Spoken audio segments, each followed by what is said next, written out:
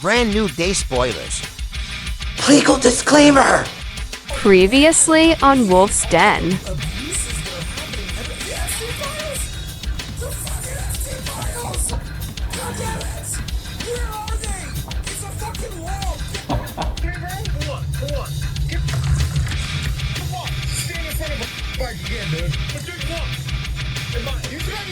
This guy English? Is he British or is he Australian? Is that And now, 4 years.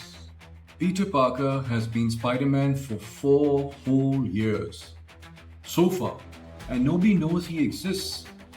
Strange's spell didn't just erase his identity. And when I talk about Strange, I'm talking about the Doctor Strange. It erased Spider-Man from every relationship he ever had. MJ doesn't remember him.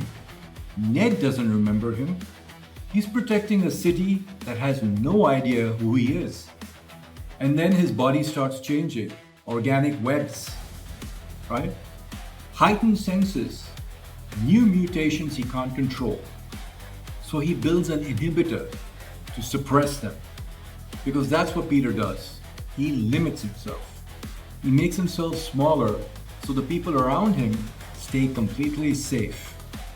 The arc of this entire film is Peter learning to stop doing that. That's the gist. That's really the moral fiber of this story. It's the underbelly, the undertone of this story in Spider-Man Brand New Day. Now, I'm going to be launching into some spoilers now. If you are about to see the movie, perhaps you'd like to click away. I recommend you hear these spoilers because you know what? If you're not planning to watch this film, it might just make you more curious, a little more curious as to what this film is all about.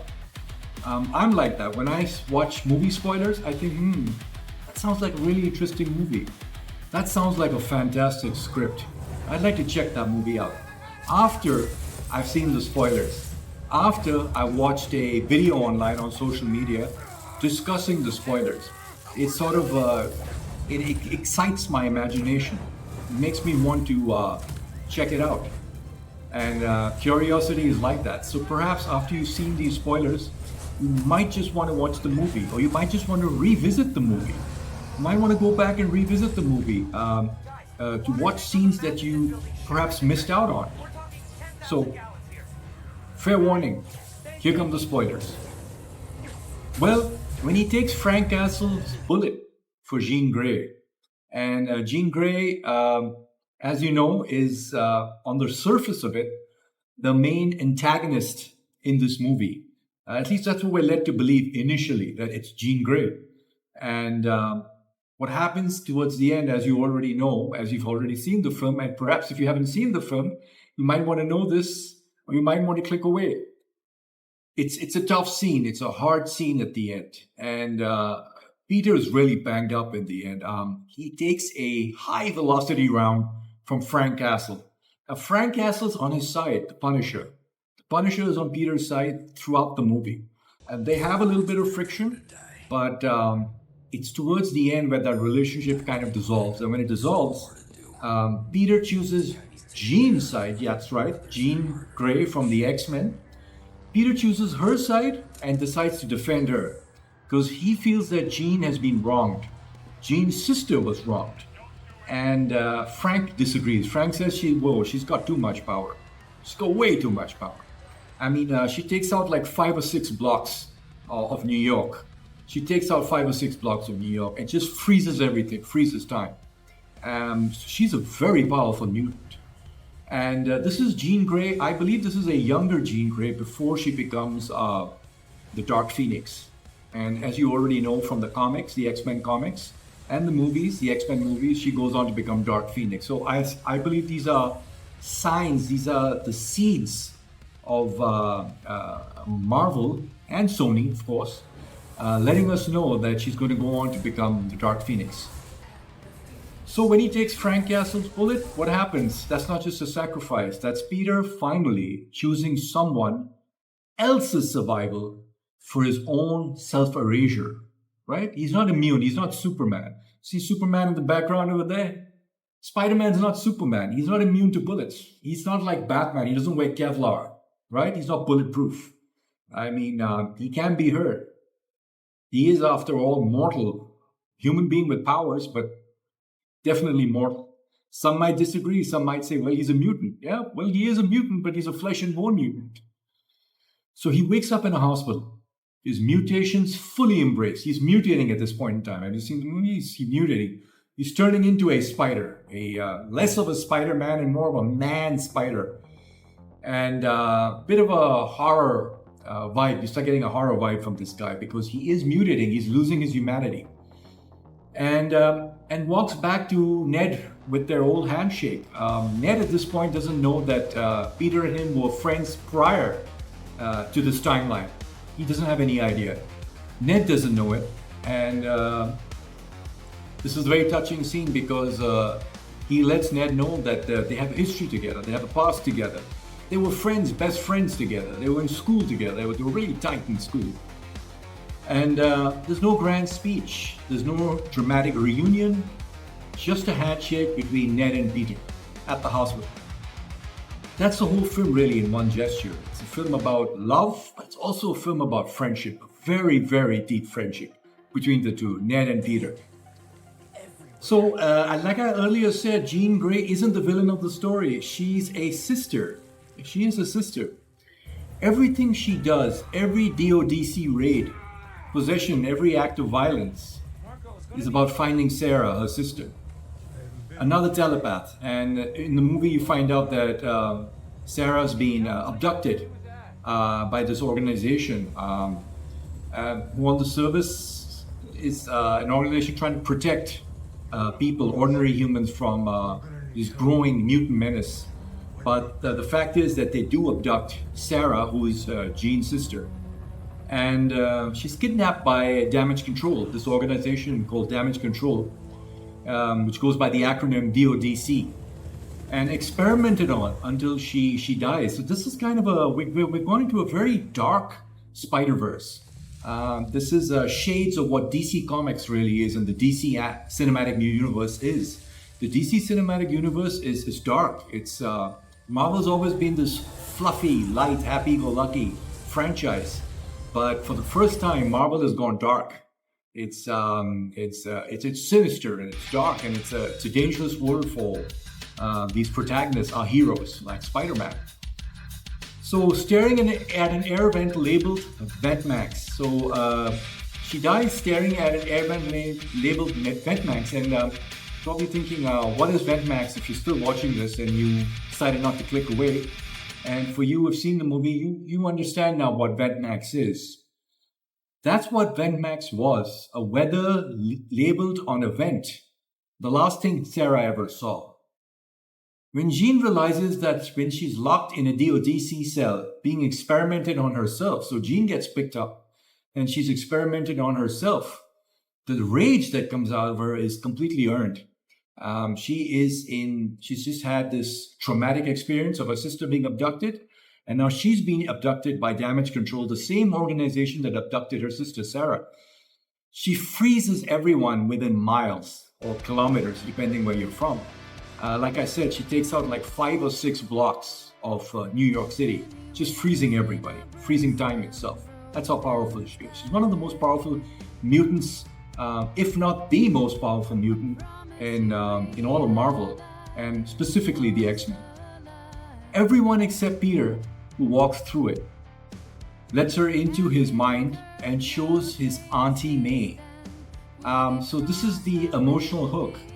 This is Peter letting Jean Grey into his mind and letting her know that he knows what loss is like. He lost somebody too, somebody he loved dearly. He lost her. And if you remember, I'm not spoiling this, you've probably already seen that movie, where Hobgoblin takes out Aunt May, right? He takes out Aunt May, he eliminates her, he deletes her, and he does it in front of Peter. And it's a very painful scene for Peter Parker and us, the audience, watching. So he lets Jean Grey know that he's lost someone as well, and in front of his own eyes, just like she lost Sarah. So that creates a bridge, that creates an emotional bridge between both of them. They have that connection now. They have that shared traumatic history, She lost somebody near and dear, somebody who she loved dearly, her sister, Sarah. And Jean knows that Peter lost somebody, his Auntie May. So when the two people realize that they've lost somebody together, they have a universal shared history, a universal shared past, that's when the standoff ends. The standoff between both of them at that point in time completely ends. And I don't know about you, but that fight scene between Damage Control's security force, and Peter, Spider-Man, kind of reminded me of the original Matrix. And if you haven't seen the original Matrix, you should watch the original Matrix. Because there's this fight scene in the lobby between Neo and the agents. The agents have taken over special weapons and tactics, SWAT. They've taken over the SWAT police team's bodies. And there's this face-off, this tremendous action scenes between Neo and SWAT. Who are obviously controlled by the agents. So it kind of reminded me of that. Damage Control versus Peter, that fight that they have outside their headquarters, their HQ, reminded me of the Matrix, a lot of the Matrix. I wouldn't be surprised if the fight choreographers took certain scenes from the Matrix and thought, we might just implement that in Spider-Man Brand New Day. So Jean actually keeps Peter alive. So after Peter gets hit by this bullet, from the Punisher's bullet, Frank Castle's bullet, with her mind, she keeps him alive. And then she quietly leaves the city. She decides to leave. So Peter is alive. He's in a critical state. He's rushed off to the hospital. There's no arrest. There's no resolution.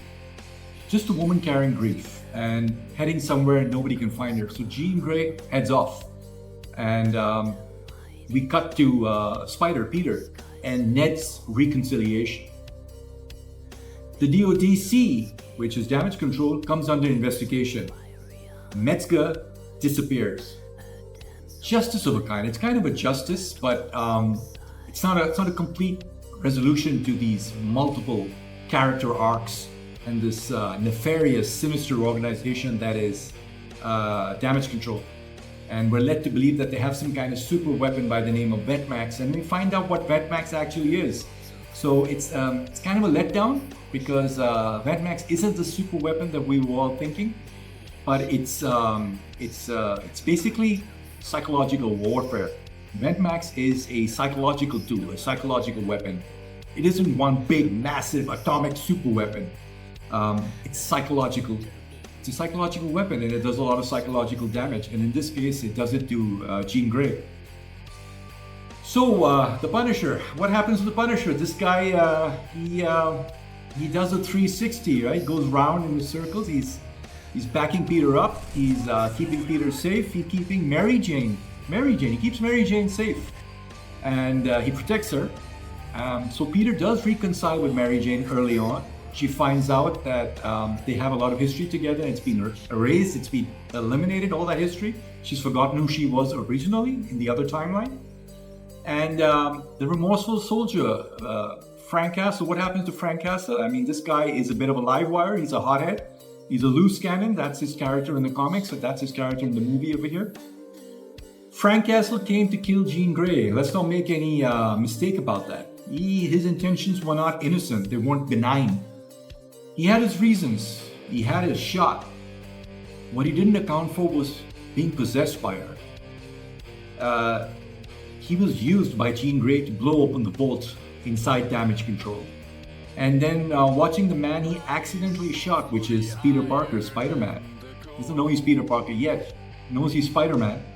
And he accidentally shoots Peter, and for that he has a lot of remorse, he has a lot of regret, because he knows Peter is one of the good guys. Peter is, Spider-Man is a brother in this war against crime. And he's a soldier like him on the front lines of this war. So he suddenly has a lot of regret for what he did, because that bullet, which was meant for Jean, hit Spider-Man. And Castle rushes Peter off to the hospital, as you already know, and we see that scene, and it goes into that emotional connection between Ned and Peter, where they reconcile.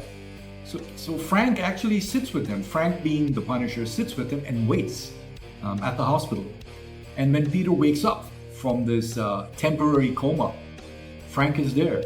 He's remorseful, he's gruff, and completely out of his depth with guilt. And Frank is the type of guy who's been through PTSD. and he doesn't know how to express his emotions. He doesn't know how to regress his aggressive emotions, because he's got a mission, he's got an objective, and he doesn't know how to switch out of that. He's always the soldier, he's the devout soldier, he's the super soldier. He doesn't know how to relax, to calm down, and to reconcile with another human being, connect with another human being. Doesn't understand how to do that.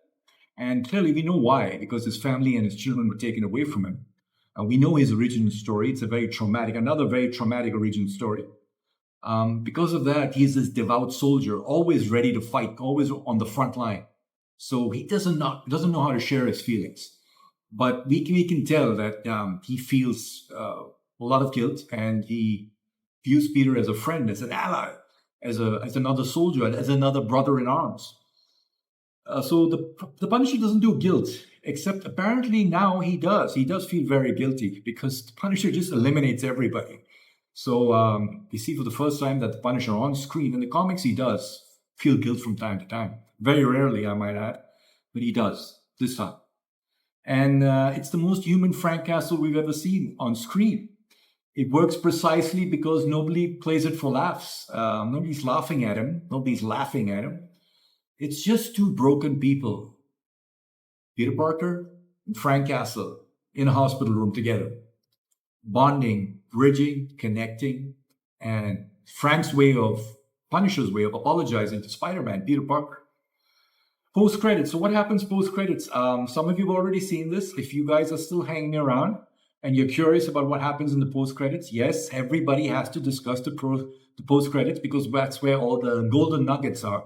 That's where all the hints are of future films in this franchise, and where these character story arcs are going. Ultimately, where are they going? And that's where we get these hints, these clues, these nuggets. So post-credits, what happens post-credits? That's $1 million question, isn't it?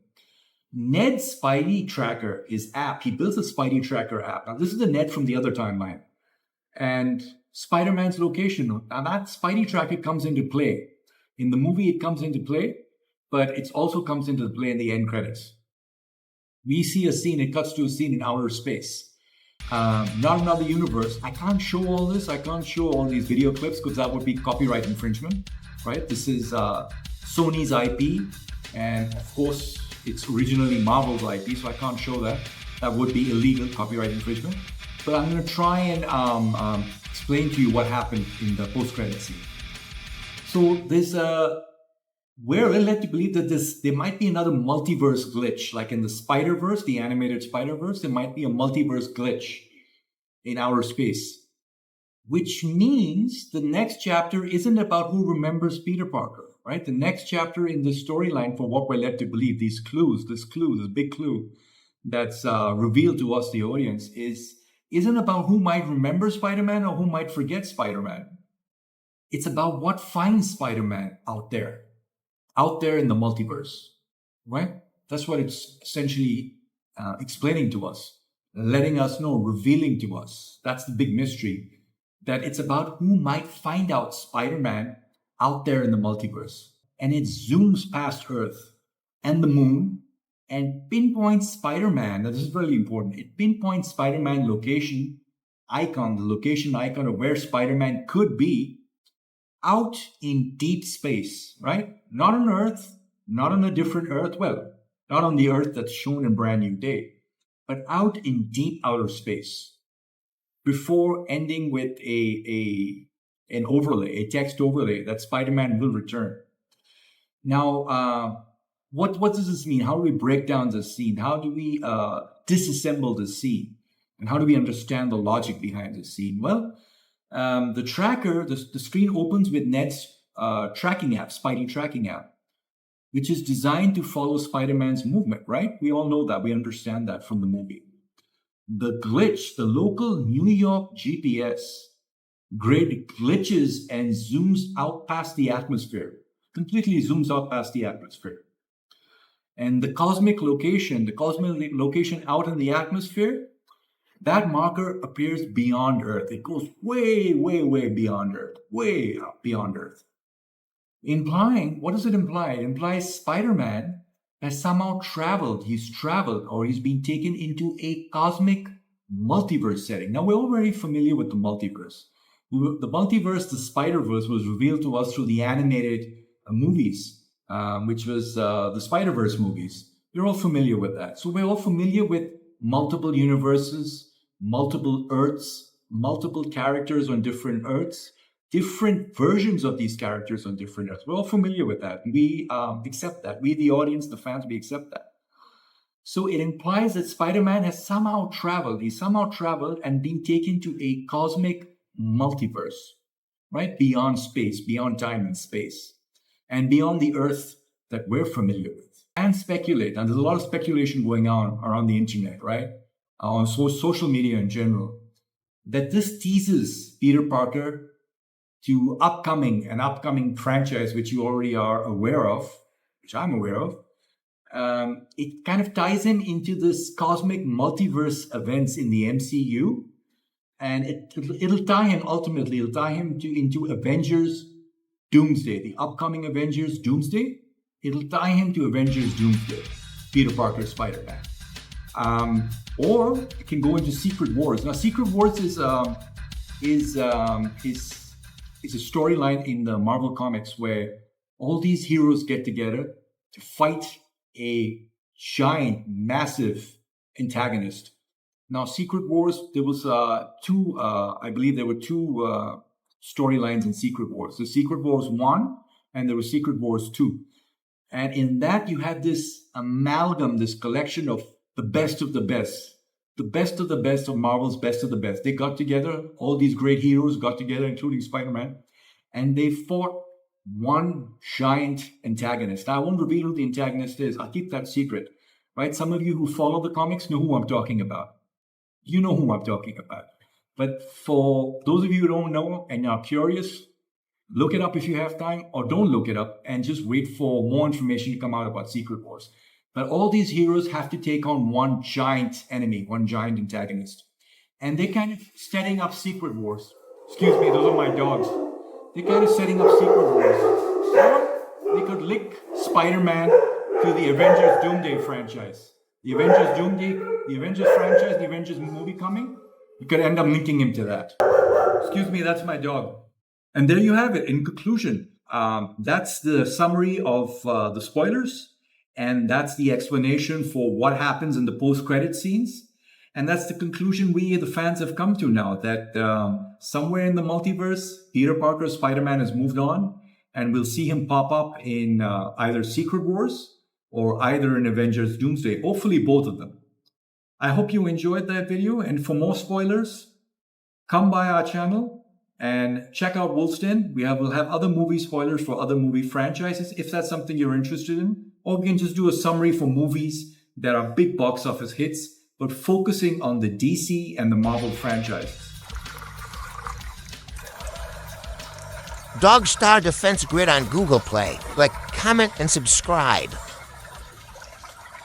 With every move, I'm gaining new fans. Wolf's Den. In every sense, thanks to Wolf's Den, I got my chance. On BATTLE-BORNE.